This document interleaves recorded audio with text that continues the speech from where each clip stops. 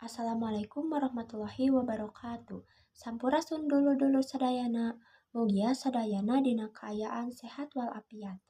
Dina kasempatan ieu abdi bade nyanggakeun biantara ngeunaan lingkungan. Lingkungan teh mangrupakeun tempat hirup urang sadayana. Kabersihan lingkungan mangaruhan kana kasehatan, kahirupan, jeung kanyamanan urang sapopoe.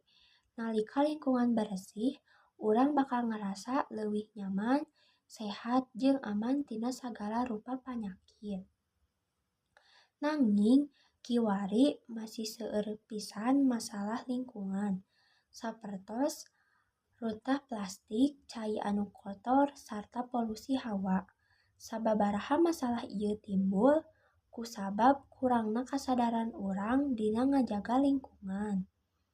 Padahal tindakan sederhana sapertos miceun runtah dina tempatna, ngurangan pamakean plastik, sarta melak tatangkalan bisa masihan pangaruh anu ageng pikeun masa depan bumi.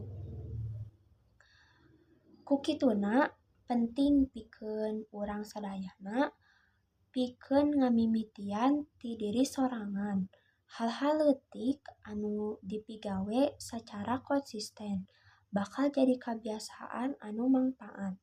Upami unggal jalma sadar kana pentingna lingkungan, insya Allah alam urang bakal tetep lestari. Sakitu biantara anu tiasa abdi sampaikeun. Mugia tiasa janten panginget pikeun urang sadayana sangkan leuwih mika cinta jeung ngajaga lingkungan hirup urang. Hapunten bilih aya kakirangan. Wassalamualaikum warahmatullahi wabarakatuh.